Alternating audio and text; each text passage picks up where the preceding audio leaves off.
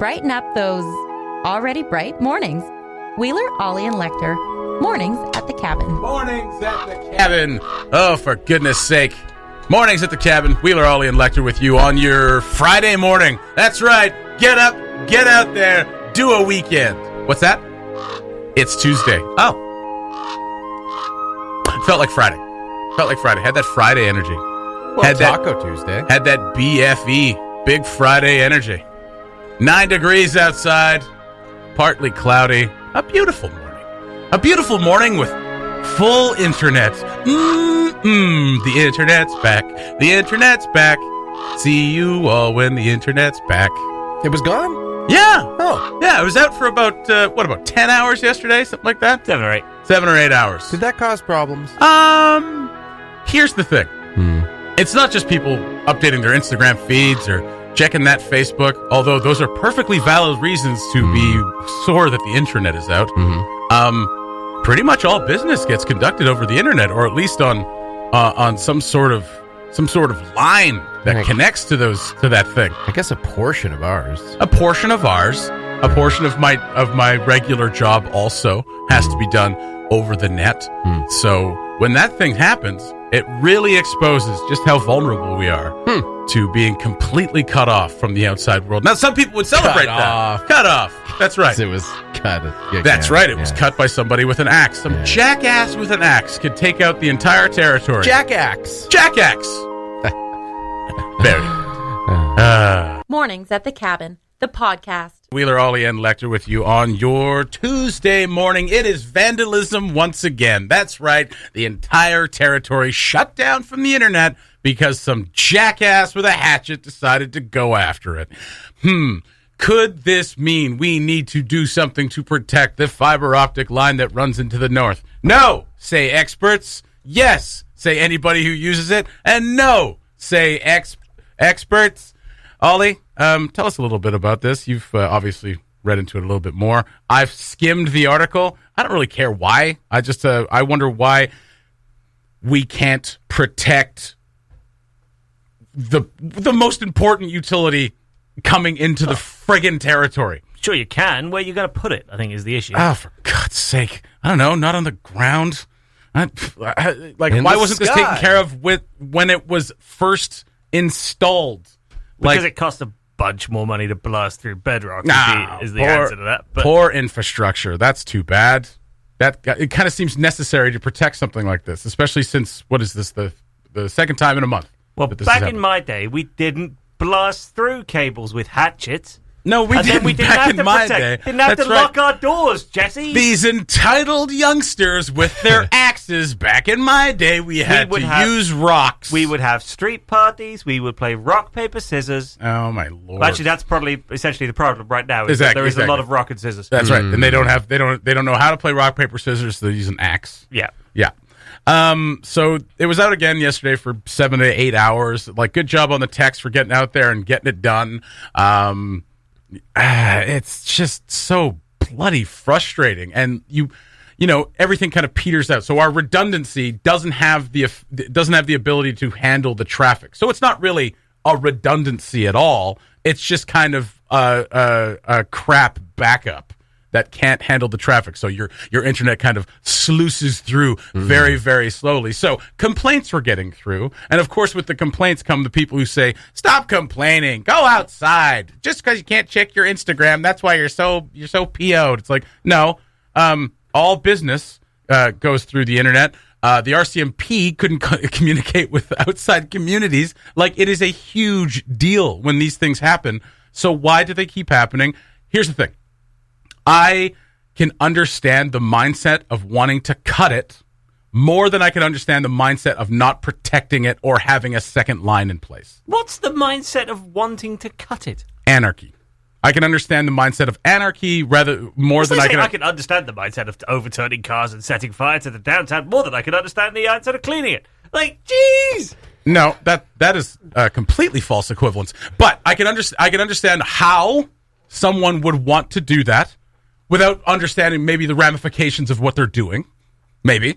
Or I can understand them just being like, you know what, I'm just going to throw everything into upheaval because Like they don't understand the consequences to themselves, not just the ramifications of actually cutting it, more than I can understand not protecting the only fiber op line that comes into the territory. I can understand wanting to cut it more than I can understand not protecting the damn thing and throwing everything into upheaval across the entire territory. Nothing could get done yesterday, and it needs to be protected. Something needs to be done, not just finding the person that did it. Like, who cares? Someone's always going to do it. Just protect the damn thing. Problem is, cutting it with an axe costs an axe and some gas. Protecting it potentially costs millions and millions of dollars, and that's the issue. Yes. Also, if it went out for longer than a day, it would cost people tens of thousands of dollars. It costs Northwest Tel how much money to send out texts that are not on the clock to go out and fix it? You're talking tens of thousands of dollars just to do that. So how about we do this? We measure how much it's going to cost to fix it each time versus how much it costs to protect it. And if the cost of fixing it doesn't outweigh the cost to protect it, we'll just keep on fixing it while we go days and days and days and days without internet access. That probably is exactly the calculation that gets done. That is the worst. That is the worst. Because the company doesn't want to lose a lot of money to spend protecting it. Well, Lord knows because people decide to take access they don't to make their enough. stuff. Yeah. Essentially, if it was Cabin Radio Studio 1 and people were occasionally coming in and duffing the place up with axes, you would sort of look at, like, all right, how much did it cost? No, we'd put a lock on the door. We'd put a lock on the door, an alarm system, and possibly cameras. That's what we would do. If people kept on breaking into your house, you would protect yourself. You'd put a lock on the door. You'd put an alarm system in your house. You'd buy a gun. I wouldn't do that, but some people would buy a gun. But if they kept on doing it... You'd probably shoot them. Okay, so hang on. Now, I'm not saying shoot. I'm not saying. I'm not saying. I feel like this is escalating. No, but quickly. protecting a house is not an equivalent to protecting major pieces of infrastructure. A utility that is no longer a luxury, is no longer something that like only rich people can afford. It is a utility that is a necessity to life and communicating amongst and to business. So it must be protected. So if we therefore said, right, $50 from everybody, like as a tax each year to go to protecting the fiber line. No, they already charge enough. They don't need more money from us. But they apparently don't have enough money to do it. Or they just choose not to because they have a monopoly, so what do they care? So, but you just pointed out that they probably don't enjoy having to like go 10 hours of everybody being furious and finding text to repair things. They seem to enjoy it enough to keep doing it. Well, we don't know the cost of doing the job is the issue. I know. Yeah, of course we don't, because why would they ever let us know that? They wouldn't let us know the cost of that. They wouldn't I'm sure putting in another line is going to cost a lot of money, or even raising the line off the ground onto a pole would cost a lot of money. Fine. I don't know what the answer is, but the answer has to be that it has to be protected, because this is nonsense. This is nonsense that the entire territory and parts of northern Alberta and BC can be completely cut off from the rest of civilization because of some jackass with an axe. One dude. One person, I don't know if it's a dude, probably a lady. No, one person with an axe can disrupt everything in the entire territory. Like, are we on a barge in the middle of the ocean? Like what the hell? No, nobody officially has confirmed it's an axe. Should also just briefly mention that. Fine, not an axe, maybe a pair of scissors, steak knife, a rock, anything to disrupt it.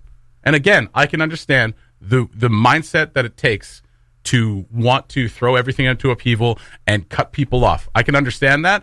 I don't know if I can rationalize it for myself, but I can understand why somebody would want to do that. Well, there's nothing rational about it. For them, it might be.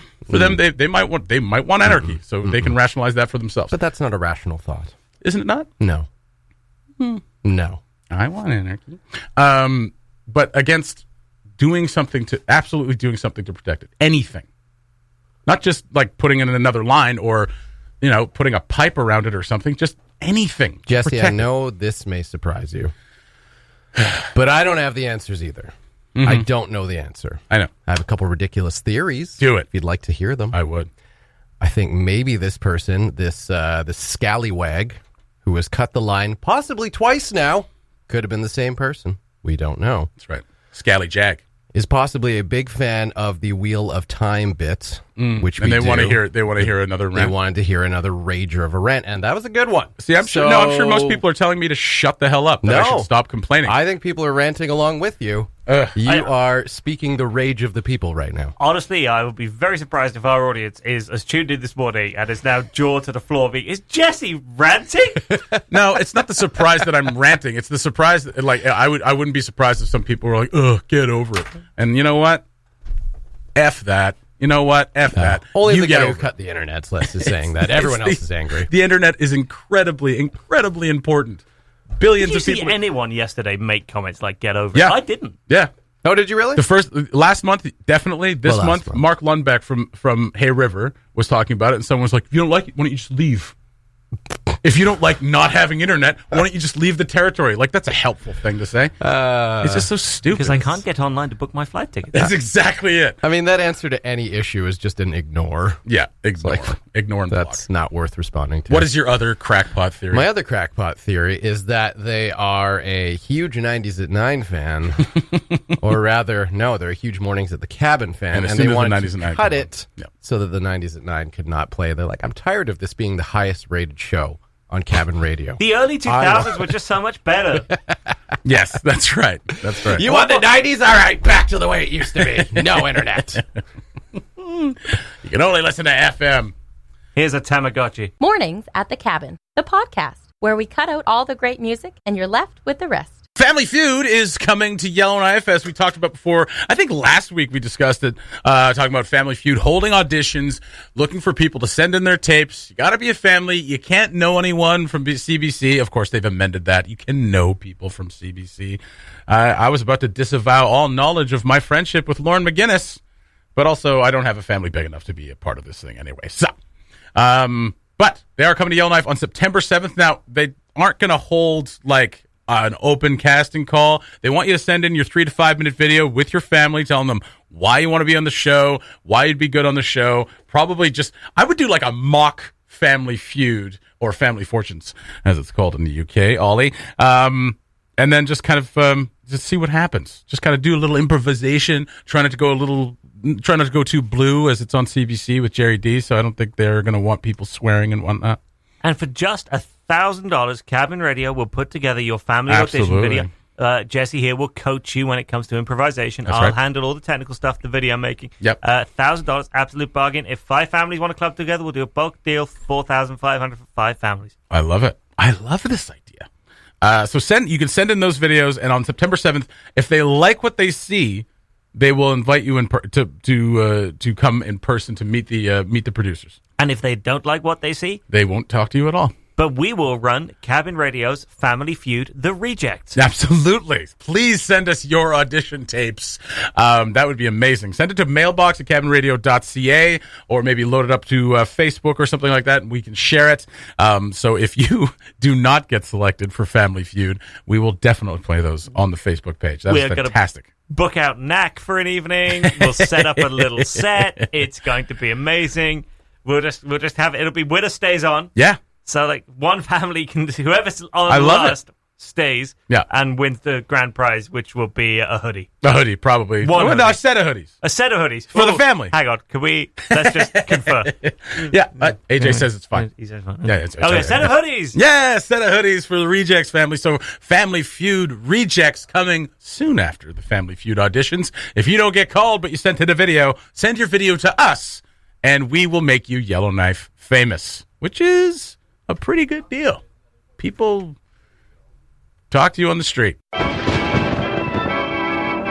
Scenes on the Cabin. It was a dream. It was a dream. I gotta lay off the cartoons. Lieutenant Calloway, you know anything about a disturbance last night? Disturbance? Some prowler broke in and attacked Mrs. Peeman. Attacked? You didn't hear anything? She unloaded a couple of rounds of buckshot a few feet from here.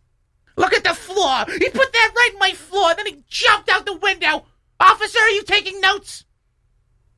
This is impossible. Those pajamas are impossible. This actually happened. See, I have a inner ear problem.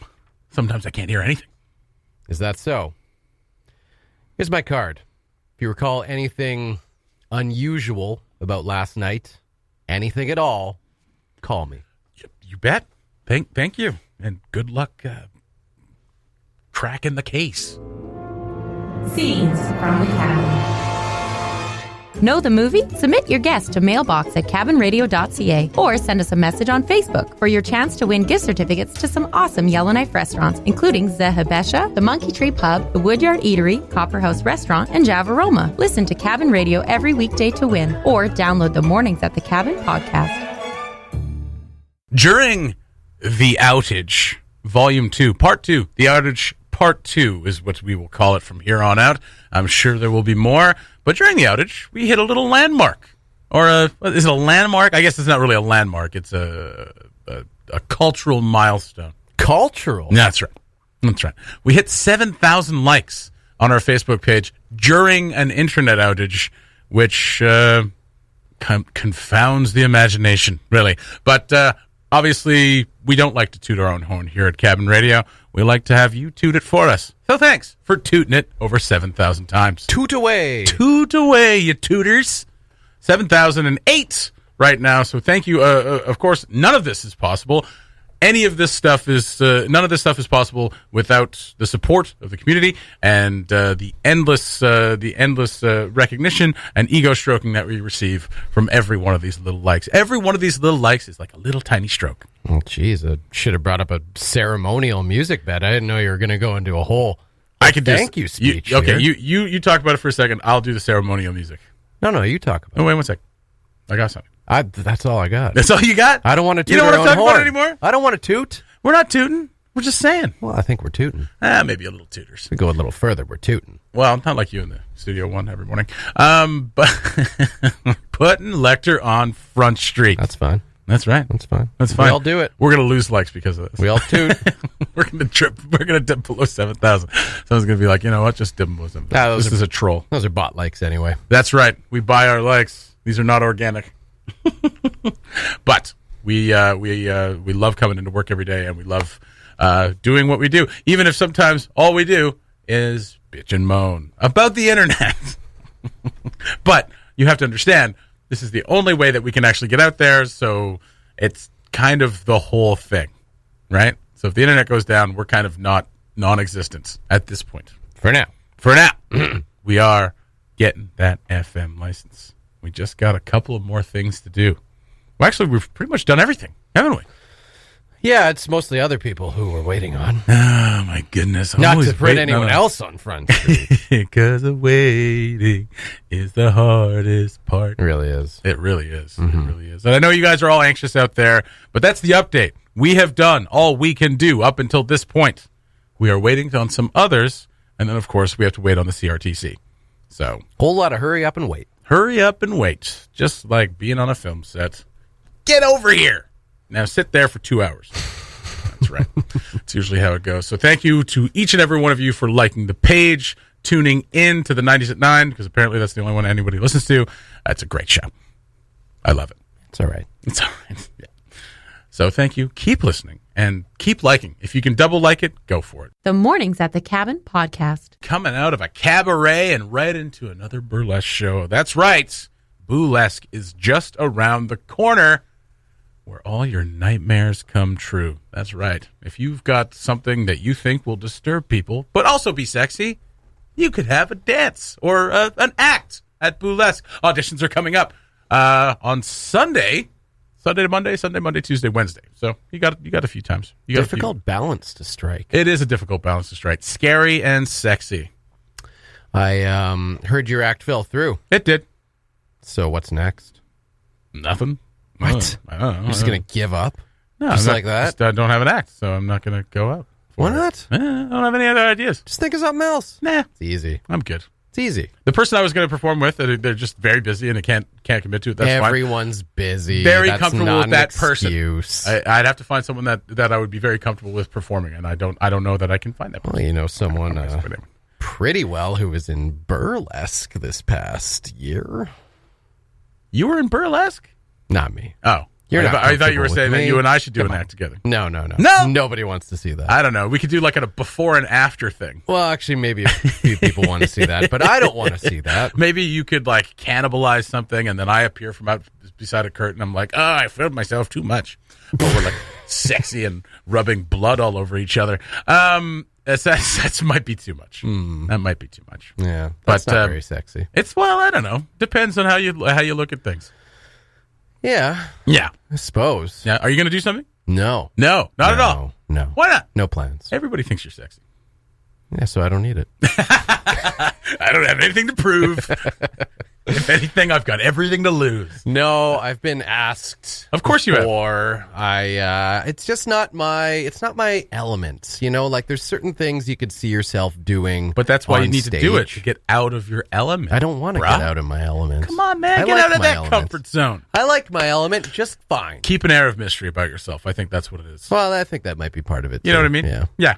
I understand. Yeah. Auditions. I mean, it's why I have like a ton of admiration for those who do perform in burlesque and boolesque and soulful bodies. Yes. And of course, now the Rainbow Cabaret used to be queerlesque. Yeah, I've so much respect for everyone who performs that because like it's something that I personally could not do. You could.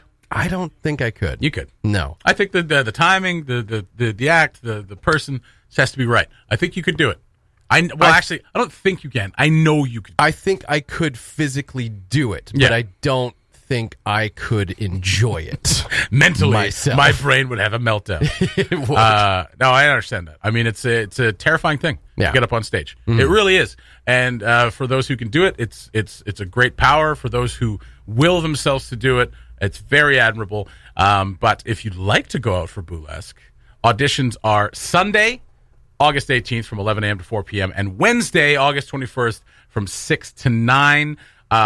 Dates for the show, October 17th, 18th, and 19th. You can reach out on their Facebook page at Burlesque Auditions, 2019 Auditions. You can reach out there. And I'm looking for information as to where else you could do it. Oh, here we are. burlesquex1a at gmail.com. You can message them on Facebook or at that email address. I imagine that's where you could set up an audition as well. So there you go. And this is for everybody. This is it's all bodies. Exactly. Yeah. All bodies, all orientations to the show. New performers are welcome, of course, and encouraged to audition. And that's all from the Boo Crew. And of course, we'll have them on at some point to talk about the whole process. We're always very interested to know how these shows run, how these shows work, and who's involved. So yeah, another burlesque show here in Yellowknife. We have quite a spate of burlesque shows throughout the year, and there's always a ton of talent. And there are people who do a lot of these shows, like, you know, you'll see the same performers time and time again, which is great. But of course, we want to see other people come out. And this is, I mean, what a great way to introduce yourself to the town as well. If you're new to town, if you're one of those transient workers, one of those transient GNWT employees that comes up for a year, maybe two, but is looking for a way to make some friends and possibly intimidate the town folk, this is a great way to do it. And if you are upset at the prospect of Jesse Wheeler not being a part of this year's burlesque, I don't think anyone's upset by that. By all means, send your act proposals. Mailbox at cabinradio.ca. Facebook message to the Cabin Radio Facebook page. Let us hear what you want to see Jesse Wheeler in. Or if you have an act of your own that you want Jesse to be a part of. Send us a message. Let us know. I just picture myself being on like a chaise lounge acting like Hedonism Bot from Futurama. Okay. Bring me grapes. That kind of thing. That'd be great. And then having someone just like, I don't know, slit my throat. Just for the blood. Yeah. Yeah. Yeah. Do you want me to describe what the act would have been? Yes. Okay. Please. So what it would have been, and this was, I won't mention who it was with, but most people do know. So it was going to be like in an abattoir, which is a slaughterhouse. So I was going to come out in like a tight white t-shirt with a leather apron, hair slicked back and all this, and I would lead out this person dressed as a sheep, and I would start to shear them to the music. So you shear them, and as you slowly peel back the shearing the wool, they would progressively get more and more nude. And then, so it'd be kind of like a bit of a dominating thing, and then they would turn around once they were all kind of sheared. Right. I would be like, oh, that's a sexy sheep. That's weird. But then they would turn around and kind of take over the reins. And at the end, I would be the one that was slaughtered, not the sheep. Oh, I thought you were going to say then you give her the goat. Give her the goat. I don't think that's legal on the stage. So, okay. All right. Yeah. Well, like a prop. Prop goat. Prop goat. Yeah. Here's a prop goat. But we had it kind of planned out, and we had some prop stuff to kind of get through. But right. Unfortunately, they are not able to do it. They're a very busy performer, and just can't commit the time. So that's completely understandable. It's a shame, but maybe we could do it in the future. Well, considering all the shearing involved in that potential act, it didn't sound very conservative. Mic drop. Mike is still in your face. Very good, very good. Now you've dropped it. Well done. That's oh my god. We are going to call you. We are going to call you Pun Dog from now on.